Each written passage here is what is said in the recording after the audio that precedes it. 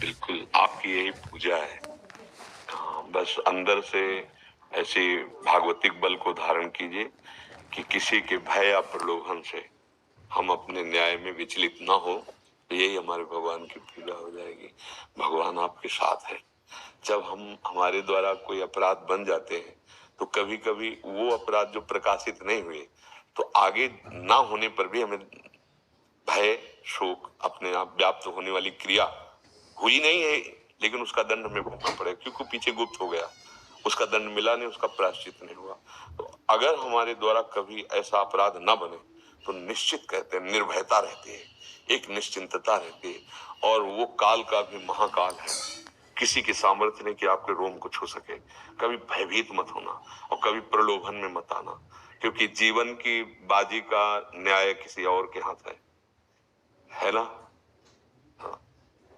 हम कभी उसके कटघरे में सर नीचा करके न खड़े हों, हम उससे आंख मिला के बात कर सके।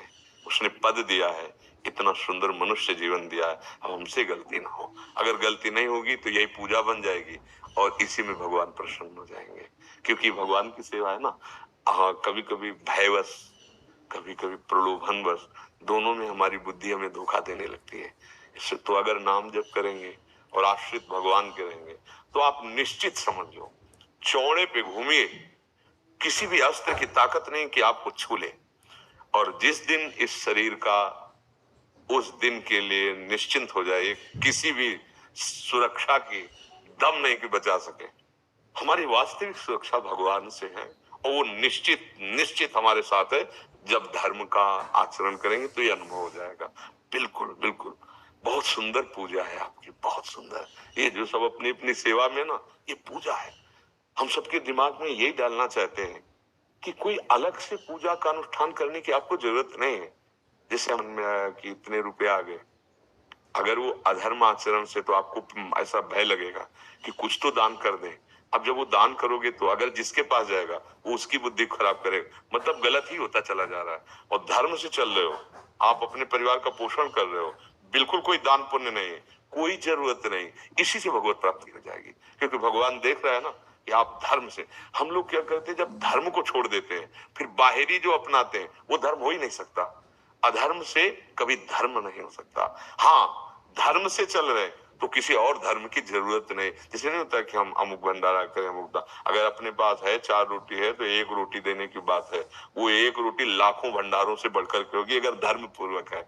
इसलिए मस्त जीवन होना चाहिए, आनंद होना चाहिए। अगर चिंता है, शोक है, भय है, तो निश्चित कोई गलती हो गई है या कोई गलती हो रही है। नहीं तो हमारा जो स्वरूप है ना, चेतन, अमल, सहज, सुख राशि। देखो, शरीर रोग से ग्रसित, भयानक, किडनी, डायलिसिस, दुनिया का सब।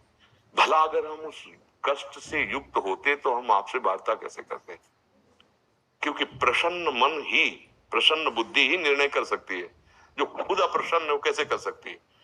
धर्म से चला गया, भगवत आश्रय लिया गया, पूर्व पाप का प्रारब्ध आया, आक्रमण किया, लेकिन न भय है, न चिंता है, न शोक है, हर क्षण आनंद है। यही बात दिखाना चाहते हैं, यही बात समझाना चाहते हैं। बहुत सुंदर सेवा है हमारे राष्ट्र की न्याय विभाग सेवा में आप है। बस आप अपने धर्म को ना भयभीत होना और ना प्रलोभन का। आजकल जैसे मीडिया बहुत ज्यादा केसेस को शुरू में मीडिया डिस्कस करना करेगा। कोई केस आ गया इंपॉर्टेंट, अखबार में पहले शुरू हो जाएगा। तो मैं तो नहीं पढ़ता अखबार, पर कहीं ना कहीं उससे हल्का सा भय लगता। लेकिन अगर आप धर्म से चल रहे हैं तो भय की बात नहीं। भगवान की निंदा नहीं करते क्या लोग, है ना? अगर हमारे 500 आपको प्रशंसक मिलेंगे तो 10, 20, 50 तो निंदक मिल ही जाएंगे। हमको, अगर हम गलत हैं, हमारा स्वभाव है, जैसे आपने हमारे प्रति कुछ ऐसा बोला तो पहले मुझसे जांचते हैं कि अगर हमारे हृदय में है, अगर है तो भगवान मेरे सामने से संबोधन करे, मुझे सुधर जाना चाहिए। अगर नहीं है तो मुझे प्रसन्न हो जाना चाहिए, मुझे डरना नहीं चाहिए। तो ना मीडिया और ना कोई भी आपको गिरा नहीं सकता, क्योंकि आप धर्म पे चल रहे हो।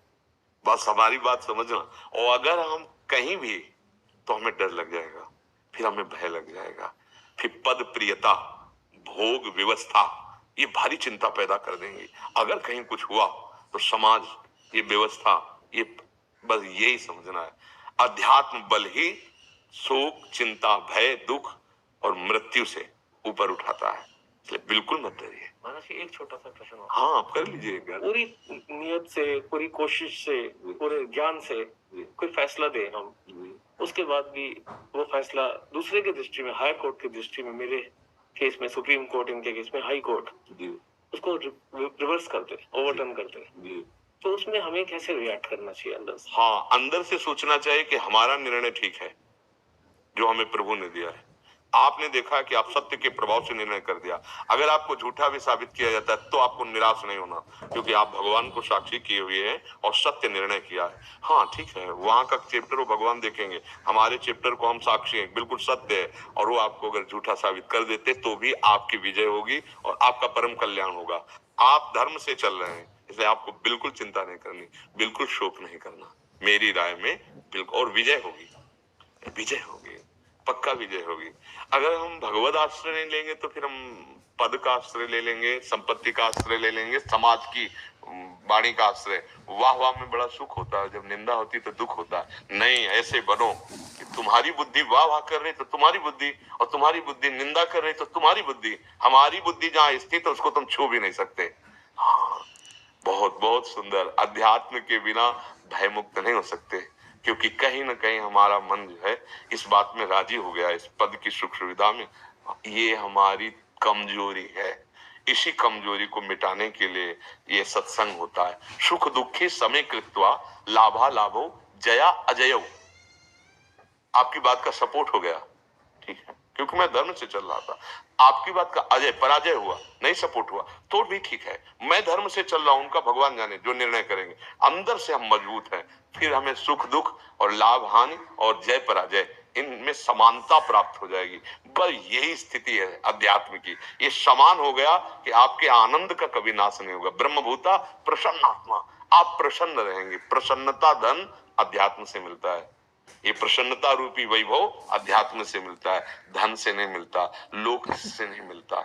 इसलिए आप अध्यात्मवान बनते हुए किसी के भी आश्रित मत रहिए। आपका निर्णय, आपका विचार, उसे केवल भगवान को साक्षी करते रहिए बस। चाहे जितना दबाव, चाहे जितना प्रलोभन, चाहे जितने निंदा, नहीं, यही है मेरा निर्णय। आप हमसे बड़े हैं, आप अपना निर्णय कीजिए, मेरा निर्णय यही है। तो वो देख रहा है, वो आपको जो आंतरिक उन्नति देगा, वो चाहे कितने भी बड़े पद में बैठा हो, अंदर से जलन नहीं रोका जा सकता, अंदर से शोक नहीं रोका जा सकता, वो आप आनंदित रहेंगे। और इसका परिणाम होगा कि मानव जीवन का जो लाभ है, भगवान की प्रसन्नता हो जाएगी। ये शरीर छूटे तो अब इससे तो नीचे जाना नहीं चाहिए, जिस व्यवस्था में आप है, मानव देह ऐसा, अगर आप नीचे गए तो आप नहीं रह पाएंगे, क्योंकि मन का स्वभाव बन गया है।